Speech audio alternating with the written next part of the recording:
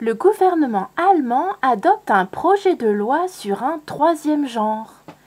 Le gouvernement allemand a adopté mercredi un texte légalisant un troisième genre sur les certificats de naissance, faisant du pays un précurseur en Europe dans la reconnaissance des personnes intersexes. À côté de féminin ou masculin, pourrait être mentionnée la mention divers pour les personnes concernées, selon ce texte de loi qui doit encore être approuvé par la Chambre des députés. Alors je ne sais pas si la traduction de l'allemand au français est correcte, mais divers, c'est quand même pas très flatteur. Personne ne doit être discriminé en raison de son identité sexuelle, a déclaré la ministre de la Justice social-démocrate Katharina Barley, SPD, jugeant que cette modernisation de l'état civil aurait dû avoir eu lieu depuis longtemps déjà. Le gouvernement de grande coalition entre les conservateurs d'Angela Merkel et les sociaux-démocrates applique ainsi une décision de la Cour constitutionnelle de 2017. La plus haute juridiction allemande avait donné aux députés jusqu'à fin 2018 pour voter la légalisation d'un troisième sexe, comme dans les romans de Balzac.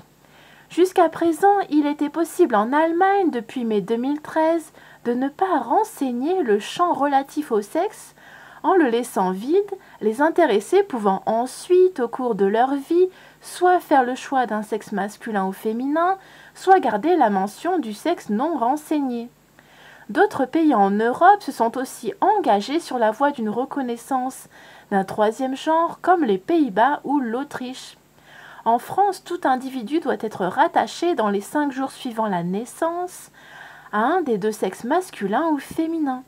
La Cour de cassation avait rejeté l'an passé la reconnaissance d'un sexe neutre, écartant la demande d'une personne née sans pénis ni vagin. Selon les statistiques des Nations Unies, entre 0,05% et 1,7% de la population mondiale est intersexe. Alors je ne sais pas vous, mais moi je me souviens les cours du lycée en série scientifique, et bien déjà il y avait de la propagande, on nous disait que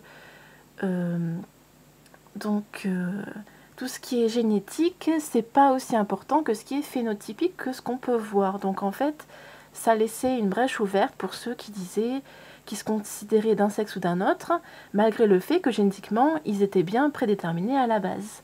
A plus.